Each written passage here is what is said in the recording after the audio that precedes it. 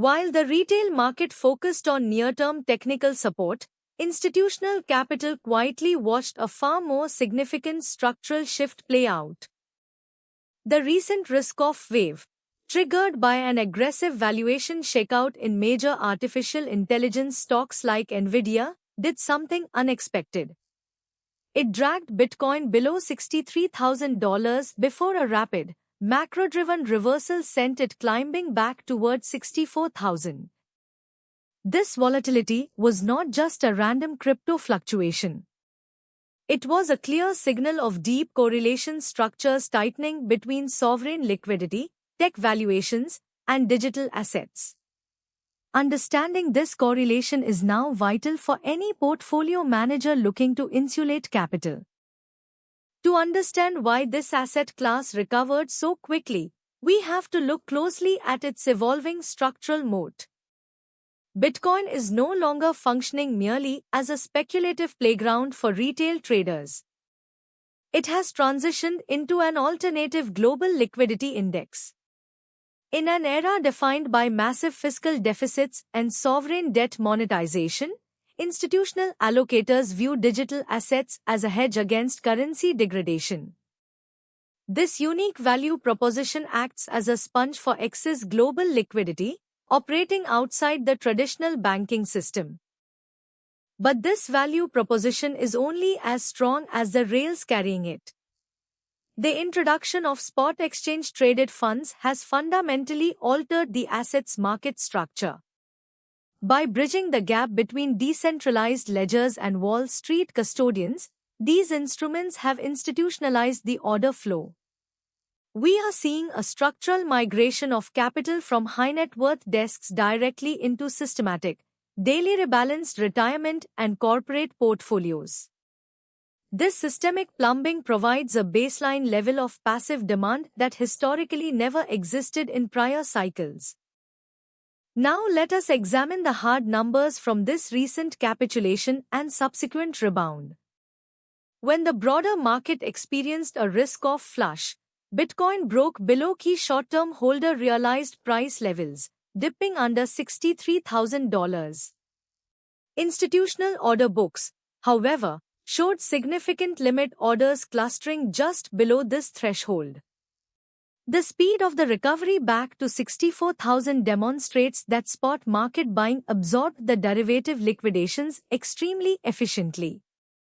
This rapid absorption indicates that underlying demand remains robust, despite the negative sentiment surrounding high-multiple technology equities. Here is where the volume metrics become truly interesting. During the descent, we observed a brief pause in spot exchange-traded fund inflows, which many retail observers interpreted as a trend reversal. Yet, institutional volume analysis reveals that net outflows were remarkably contained. The majority of the selling occurred on offshore perpetual futures platforms, representing leveraged capitulation rather than long-term asset divestment. When softer U.S. inflation data hit the tape, spot buyers immediately resumed control, driving a massive volume-backed recovery. This capital resilience aligns perfectly with comments from senior portfolio managers at major asset management firms. Leaders at global institutions like BlackRock have repeatedly highlighted that their sovereign clients are looking at digital assets through a multi-year lens. They view short-term macroeconomic volatility not as a structural threat, but as an accumulation window. These institutions are systematically building out their distribution networks, signaling that the structural bid is designed to withstand short-term macroeconomic shocks. Further commentary from prime brokerage desks confirms a distinct shift in capital allocation strategies. Large multi-strategy hedge funds are no longer simply trading the spot futures basis arbitrage. Instead, they are utilizing digital assets as a core component of cross-asset relative value strategies. This means that as sovereign yields fluctuate, these desks are dynamically shifting capital between treasury bills, high-yielding tech equities, and digital assets. This institutionalization of the asset class means its day-to-day volatility is increasingly dictated by global macroeconomic plumbing. This brings us to the broader industry context, specifically the fascinating relationship between artificial intelligence and crypto markets. When high-flying technology names like NVIDIA experience valuation adjustments, it creates a temporary liquidity vacuum. Leveraged market participants are often forced to liquidate their most liquid, non-correlated assets to meet margin requirements in their core equity portfolios. This explains why Bitcoin suffered during the initial AI sell-off. It was not a fundamental failure of the asset, but rather a temporary collateral squeeze across broader financial markets. But look at how quickly the narrative changed when macro liquidity conditions improved. The release of softer U.S. Consumer Price Index data acted as a massive catalyst. Lower inflation prints suggest that the Federal Reserve may have more room to ease monetary policy, which naturally exerts downward pressure on real yields. Because digital assets thrive in an environment of expanding global liquidity and falling real yields, the macro relief rally was instantaneous. The quick transition from risk-off to risk-on highlights how sensitive this asset class has become to global central bank liquidity cycles. However, we must address the structural risks that still linger in this environment.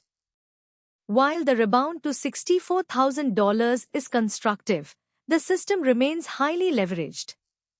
Offshore derivative platforms continue to offer high leverage ratios, creating the potential for cascading liquidations during sudden market shifts.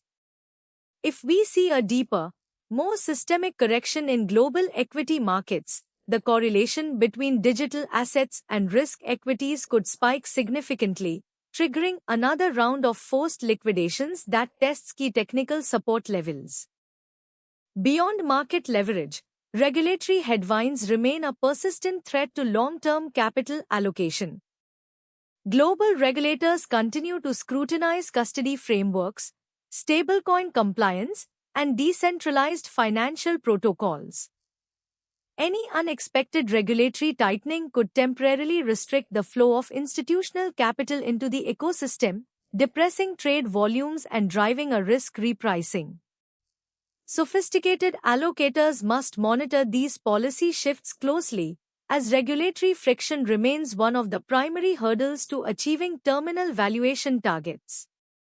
Looking forward, our forward valuation framework suggests that Bitcoin is transitioning into a mature consolidation phase. The $64,000 level serves as a crucial psychological pivot point.